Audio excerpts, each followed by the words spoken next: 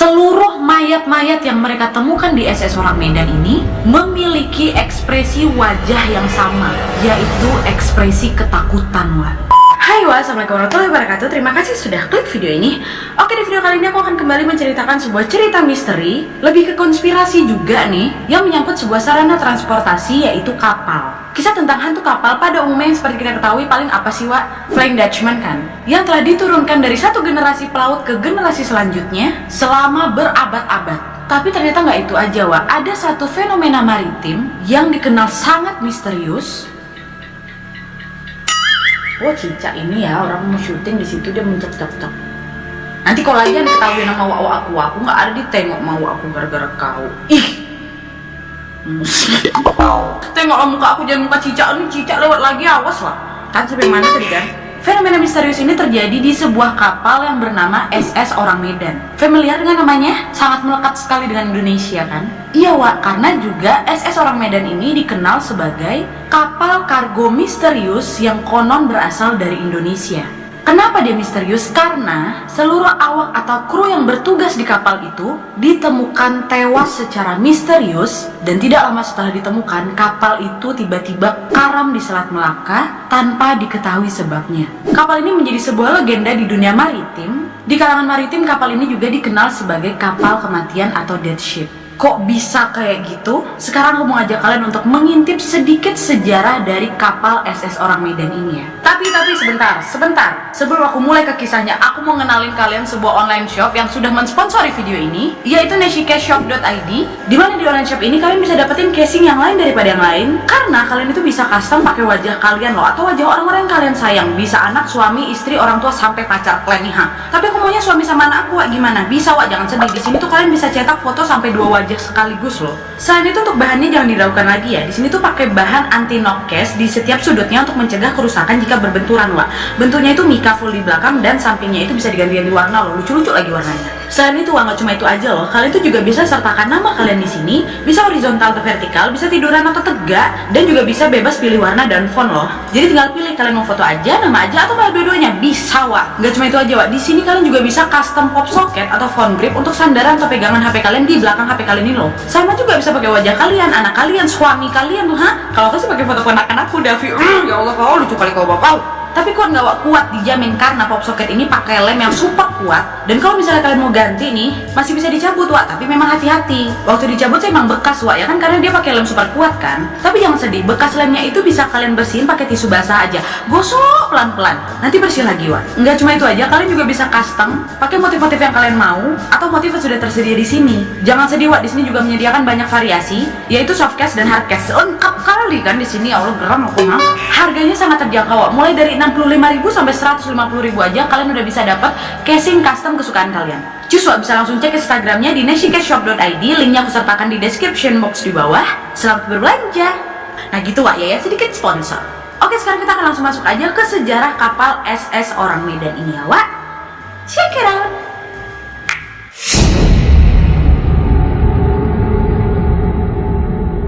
Jadi, Wak, menurut laporan yang beredar luas, tepatnya pada bulan Juni tahun 1947, tapi ada juga yang mengatakan kalau kejadian ini terjadi di bulan Februari tahun 1948. Jadi ada 2 laporan, di mana pada saat itu ada beberapa kapal-kapal yang melintasi rute perdagangan Selat Melaka yang terletak antara pantai Sumatera dengan Malaysia. Tentunya di tahun 1948 itu kan belum ada alat komunikasi kan, Wak. Jadinya untuk berkomunikasi antara daratan atau antara kapal, saat itu menggunakan peralatan yang dapat menerjemahkan sebuah ketukan menjadi bahasa sandi atau yang lebih dikenal dengan istilah kode Morse. Nah, beberapa saat sebelum SS Orang Medan ini tenggelam, ada banyak sekali kapal di perairan itu yang tiba-tiba menerima sinyal SOS atau kode Morse tadi yang berasal dari SS Orang Medan.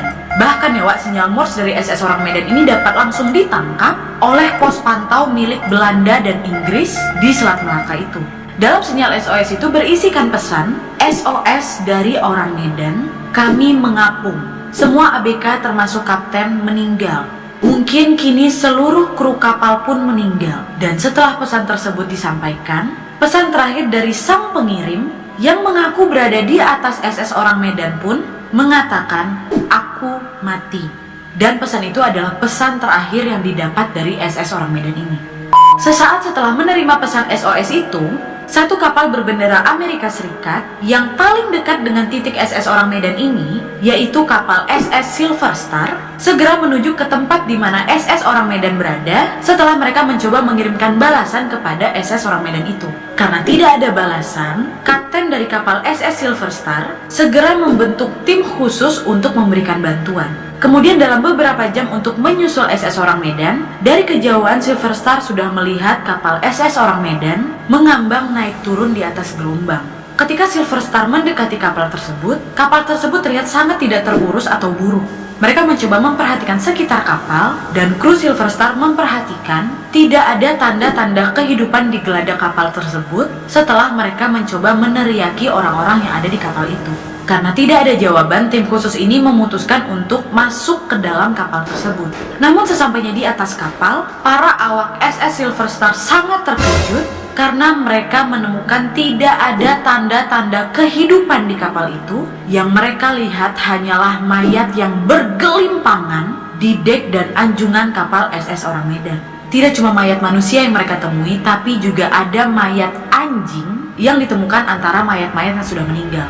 Dan setelah menyusuri kapal, kru Silver Star ini menemukan jasad dari kapten tidak berada di ruang kemudi, Wak. Tapi kapten kapal ini berada di jembatan, sementara mayat-mayat dari perwiranya ini bergelimpangan di sekitarnya. Gak cuma di situ aja, Wak, tapi masih banyak juga awak dari kapal SS Orang Medan bergelimpangan di ruang kemudi dan ruang grafik. Selain itu juga mereka menemukan petugas komunikasi yang masih berada di posnya dalam kondisi yang sudah meninggal dengan jari yang masih bertumpu di telegrafnya. Kemungkinan orang inilah yang memberikan sinyal kepada kapal-kapal yang ada di perairan itu. Anehnya, yang membuat kru Silver Star ini kaget dan keheranan, seluruh mayat-mayat yang mereka temukan di SS Orang Medan ini memiliki ekspresi wajah yang sama, yaitu ekspresi ketakutan, di mana terlihat tubuh mereka ini memiliki kulit yang sangat pucat dengan keadaan gigi yang rapat tapi bibirnya kebuka. Mata mereka melotot dan dengan lengan terjulur seperti sedang mencengkram sesuatu untuk menghalau hal yang ada di depannya. Gak cuma di situ aja, di bawah geladak kapal mereka kembali menemukan banyaknya mayat dengan ekspresi wajah yang sama, Wak. Tapi selain itu juga ada keanehan di mana ketika kru Silver Star mendekati palka kapal, ruangan yang biasa digunakan untuk nyimpan ikan tua bagian bawah, mereka merasakan suhu yang sangat dingin, sampai-sampai suhu udara yang berada di palka itu mencapai 43 derajat Celcius. Dan gak sampai itu aja, sebagian mayat-mayat yang bergelimpangan tersebut seperti sedang menuju ke sebuah titik sebelum mereka meninggal. Kru Silver Star ini berpikir mereka mau menuju ke sebuah titik untuk menjauhi palka tersebut, karena di palka itu tidak ditemukan mayat satu orang pun, Wak. Dan ketika mereka periksa pun tidak ada satupun mayat ditemukan mengalami cedera parah atau badan yang sudah membusuk, dan juga tidak ada ditemukan setetes darah pun atau bekas perkelahian di mayat-mayat kru Orang Medan ini. Dan mereka juga memperhatikan tidak ada sedikit pun kerusakan dari kapal tersebut. Dan setelah melihat banyaknya mayat-mayat ini, kru SS Silver Star dapat melihat dengan sangat jelas bahwa kru-kru Orang Medan ini pasti sangat menderita sebelum kematian mereka.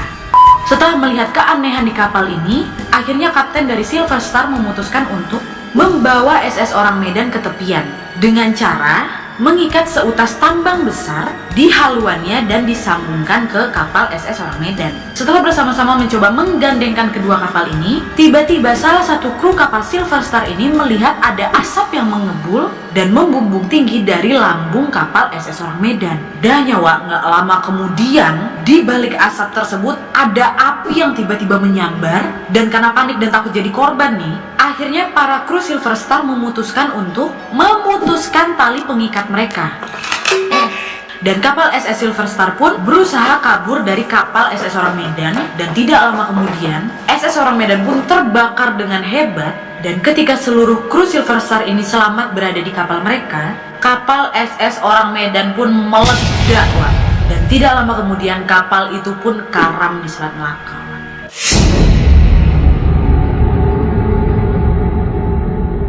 Akhirnya setelah kejadian tersebut, para kru Silver Star pun langsung merasa kebingungan, kaget, mereka akhirnya memutuskan untuk pergi ke pelabuhan. Dan sesaat setelah kru kapal Silver Star ini sampai ke pelabuhan, kejadian matinya para kru sampai dengan meledak dan karamnya kapal SS Orang Medan ini beredar luas di media dunia, khususnya di sepanjang rute perdagangan Hindia, yang pastinya menimbulkan banyak sekali spekulasi yang bermunculan dan banyak juga penelitian yang dilakukan untuk mengusut dan mencari tahu penyebab kematian para kru ini serta tenggelamnya kapal kargo misterius ini, Wak. Sama seperti pertanyaan yang sangat mendasar, apa sebenarnya yang terjadi di SS Orang Medan ini kan? Sebelum kita beralih ke teori-teori seputar SS Orang Medan ini, kita harus lebih tahu apa aja keanehan-keanehan yang berada di kapal ini. Yang pertama tadi kan mayat-mayat yang ada di kapal itu meninggal dalam ekspresi yang sama, yaitu ekspresi ketakutan kan. Dan yang kedua, setelah dilakukan penelitian, Wak, ternyata kapal SS Orang Medan ini tidak pernah tercatat di catatan resmi kemaritiman dunia. Bahkan tidak ada satupun jejak bukti tertulis yang mengarah ke kapal ini. Akhirnya beberapa peneliti langsung berspekulasi di mana mereka mengatakan bahwa SS Orang Medan ini kemungkinan berasal dari Sumatera, Indonesia. Karena nggak usah mereka, kita aja setelah membaca nama itu udah sangat familiar kan, Wak? Orang, dimana dalam bahasa Indonesia orang itu apa? Manusia. Dan Medan, yaitu nama kota terbesar di Pulau Sumatera. Kalau digabungkan berarti manusia dari Medan, ya kan? Tapi walaupun sudah berhasil diartikan dari nama kapal tersebut, tetap aja, Wak, nggak ada catatan resmi yang menyebutkan keberadaan atau eksistensinya si kapal ini. Asik main catut-catut nama Indonesia aja, tapi kita nggak tahu kenapa nih. Sampai-sampai, Wak, ada seorang penulis dan sejarawan yang bernama Roy Benton yang sudah melakukan penyelidikan besar-besaran untuk menguak apa yang terjadi di kapal ini pun tidak menemukan hasil. Dia sudah mencoba mencari sumber dari kapal ini ke berbagai pihak, tapi hasilnya nihil, Wak. Sampai-sampai ada seorang profesor yang bernama Profesor Theodor Sisdorfer telah menganalisa kasus ini lebih dari 50 tahun, yang juga dia ini memimpin sebuah buklet Jerman berjumlah 32 halaman yang ditulis oleh seorang penulis bernama Otto Mielke dengan judul Kapal Kematian di Laut Selatan. Di buklet ini mereka berhasil mengumpulkan informasi seputar kronologi dari kapal tersebut. Tapi asal muasal kapal ini mereka nggak juga menemukan, Wak. Yang mereka temukan hanyalah bukti bahwa kapal SS Orang Medan ini telah diisi oleh bertonton zat-zat yang sangat membahayakan dan ilegal, Wak. Nah, dari sinilah si Benton, peneliti yang pertama tadi, berhasil menyimpulkan beberapa penyebab-penyebab karamnya kapal SS Orang Medan ini.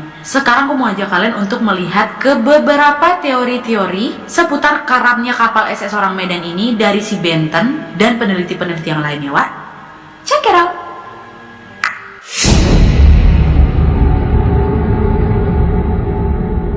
Yang pertama adalah misi rahasia dari Unit 731. Benton dan beberapa peneliti lainnya mengeluarkan hipotesis di mana mereka mengatakan bahwa SS Orang Medan ini mungkin terlibat dalam operasi penyelundupan bahan kimia seperti potasium sianida dan nitrogliserin, di mana zat-zat ini merupakan bahan peledak, Wak. Bahan kimia ini diciptakan dari sebuah badan khusus rahasia bernama Unit 731. Unit 31 ini dikenal oleh penduduk terdekat dengan sebutan sarang kanibal, di mana Unit 31 ini didirikan pada tahun 1932 oleh seorang ahli bakteriologi dari Jepang yang memiliki ide brilian tapi sesat. Penemu ini bernama Shiro Ishii. Unit 731 ini dirancang untuk menjadi departemen penelitian dan pengembangan rahasia yang satu-satunya agenda mereka adalah menciptakan bentuk senjata kimia yang paling mematikan yang diketahui oleh manusia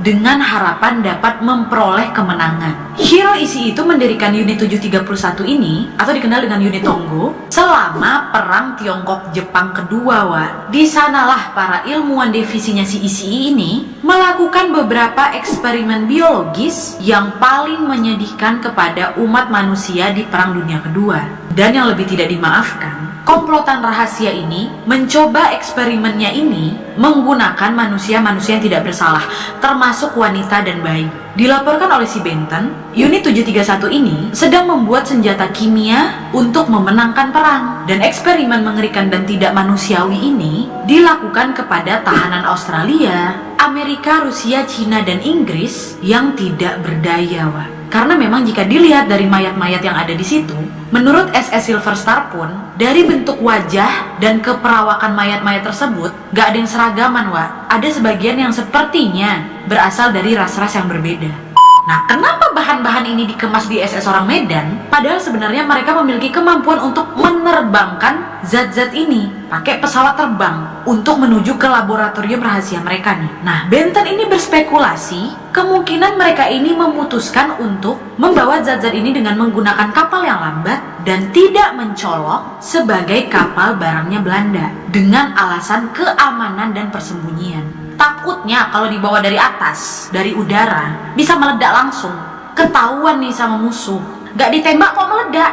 Berarti mereka sudah menciptakan sesuatu yang membahayakan nih. Kalau dari kapal kan gak langsung kelihatan tuh. Nah, dari sinilah Benton menduga air laut yang berada di Selat Melaka itu bisa saja memasuki ruang kapal, kemudian bereaksi dengan muatan-muatan zat-zat kimia tadi, sehingga membuat para kru itu mati lemas. Dimana pada titik ini, air asin yang melaju kencang bereaksi dengan nitrogliserin ini, sehingga menciptakan efek ledakan yang akhirnya menyebabkan kehancuran utama dari kapal SS Orang Medan. Dan ekspresi wajah yang ditunjukkan oleh mayat-mayat tersebut diduga adalah ekspresi ketika menahan gas beracun yang masuk ke tubuh mereka. Seolah-olah gas itu sudah mengganggu pernafasan mereka dengan gangguan yang sangat dahsyat, sehingga ekspresi yang muncul di wajah mayat-mayat tersebut seolah-olah sedang menahan sakit dari gas beracun yang mereka hirup. Nah, dari teori pertama ini timbul pertanyaan, apakah mungkin ini adalah nasib dari awak-awak kapal SS Orang Medan yang tidak sengaja menjadi korban dari pertemuan air asin dengan zat beracun itu, sehingga mereka menghirup gas beracun kemudian meledak?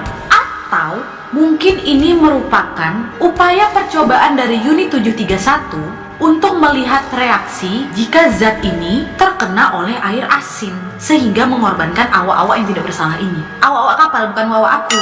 Nggak serius dulu. Bisa jadi kan, Wak? Dari dua kemungkinan ini, mana yang lebih memberatkan menurut kalian? Bisa komen di bawah. Sekarang kita beranjak ke teori kedua.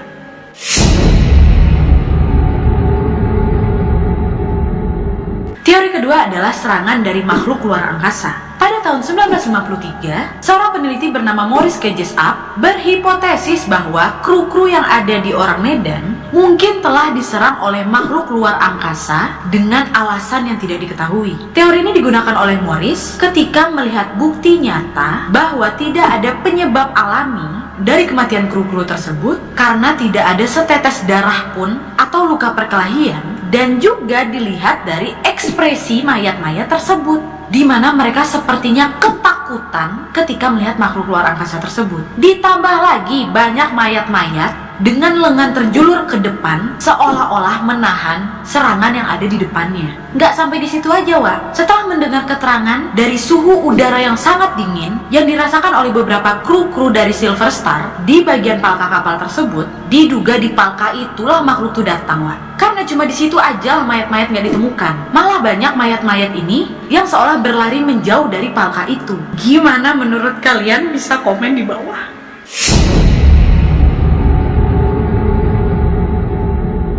Teori ketiga adalah penyebab alami, di mana ada peneliti yang mengatakan mungkin sebenarnya di SS Orang Medan ini tidak berisi zat-zat beracun.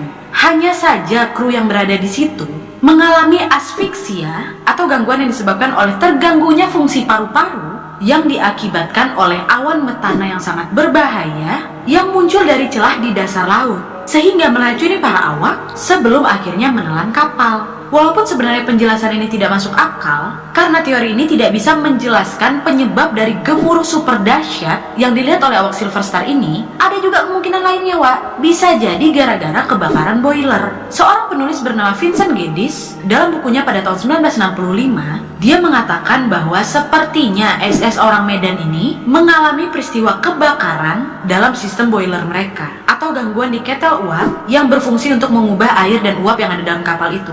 Geddes mengklaim bahwa karbon monoksida bisa bisa bocor dan menyebabkan kematian semua orang yang ada di atas kapal tersebut, yang akhirnya memicu meledaknya kapal itu.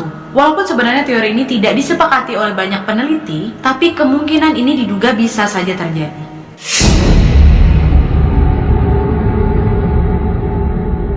Dan teori terakhir adalah hoax. Karena yang melihat itu kan hanya kru-kru dari Silver Star. Mereka tidak ada bukti dokumentasi atau membawa satu mayat aja dari situ. Jangankan mayat, bangkai, kerangka, atau apapun lah yang berada di SS Orang Medan ini tidak berhasil mereka bawa, sehingga menyulitkan penelitian seputar apa yang terjadi di SS Orang Medan ini kan. Dikarenakan tidak adanya titik temu dan penjelasan ilmiah dari semua penelitian yang sudah dilakukan, banyak orang yang mulai meragukan berita atau cerita seputar SS Orang Medan ini. Tidak sedikit orang mengatakan bahwa cerita tenggelamnya SS Orang Medan ini hanyalah hoax atau karangan dari kru-kru Silver Star.